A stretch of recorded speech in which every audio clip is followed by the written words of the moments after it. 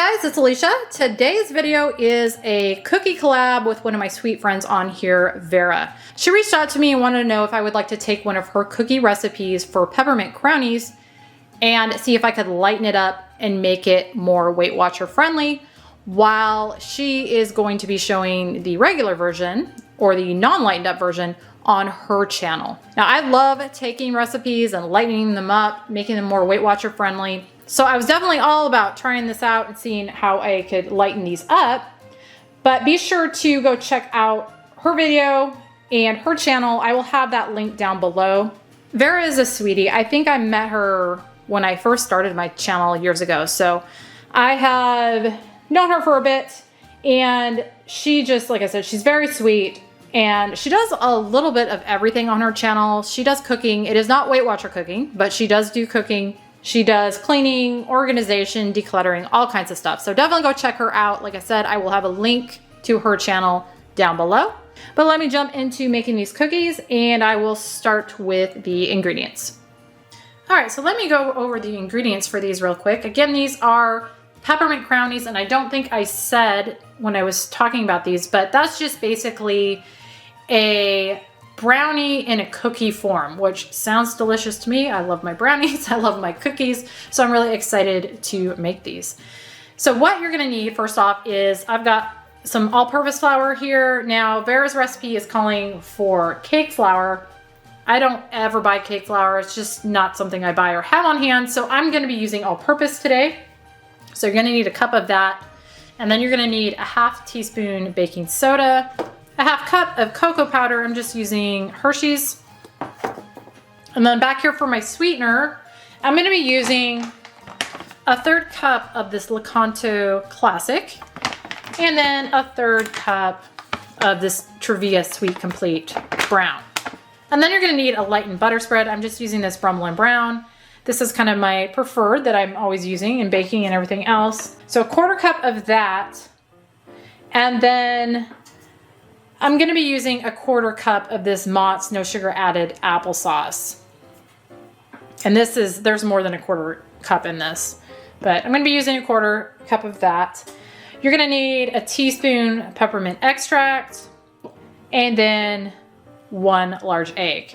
And I do believe that is everything in these, so let me get them started. I'm gonna start with my dry ingredients. So in a medium-sized bowl here, I'm gonna add in my cup of all-purpose flour, ½ cup cocoa, and ½ teaspoon baking soda. Then I'm gonna just whisk all of those together really well. Like that, and I'm gonna set this aside and work on the rest of it. In my mixer, I'm now gonna add in my 1/4 cup Brummel Brown, and my 1/3 cup Lightened Classic, and 1/3 cup Tbsp Sweet Complete Brown. And then I'm gonna just mix the 3 of those together really well. All right, now I'm gonna add in my 1/4 cup unsweetened applesauce, my large egg, and a teaspoon peppermint extract. And then I'm gonna just mix all of that together really well. Now I'm gonna add in my dry ingredients. And then I'm gonna slowly mix that in until it's fully incorporated. Okay, that is looking good. So go ahead and get my cookie sheet out. All right, my camera cut me off here, but what I've got is a cookie sheet with parchment paper on it. And I'm just dropping my dough in 2 tablespoon amounts with this little 2 tablespoon measuring cup. And it is sticky, so it's a little difficult to work with, but I'm gonna go ahead and finish that up, and then I'll be back. Okay, I've got all these on here, and I got 15. So I'm gonna start the bake time on these at 10 minutes and see how we're looking. So I've got the oven at 350. We're gonna go 10 minutes and then go from there. All right, I let those cook 12 minutes. They're looking good. So now I'm gonna leave them on here for another 10, and then we'll give them a try. All right, I let those cool for about 10 minutes. Put them on a plate here. I haven't got all the nutritional info figured out yet, but I will have the points and all of that calorie and macros on the screen when I get that figured out. But they're done. And I did want to point out, I think it's pretty obvious picking up on the camera. You can see it anyway. Now, when you cook with or bake with the sugar substitutes that have erythritol in them, specifically, I don't know about the other ones, but those specifically, what I have noticed is you will get kind of like a white crystallization type looking, just that one's picking up really well showing it. It just kind of almost looks like little crystals on there. There's nothing wrong with that. That's just how these turn out. It doesn't make it super pretty sometimes, especially on a dark cookie like this. So what I would suggest if you were wanting to make something like this to serve and you don't want that crystallization being really evident for appearance wise, I would dust these with a little powdered sugar and that would take care of that.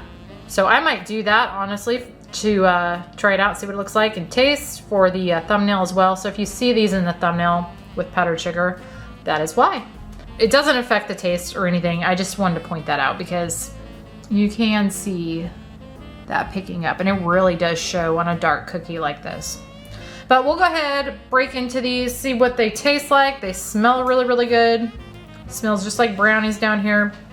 So hopefully they're gonna taste good too. Smells like brownies up in here. Smells like brownies. You wanna try one? Break one open first there. Oh yeah.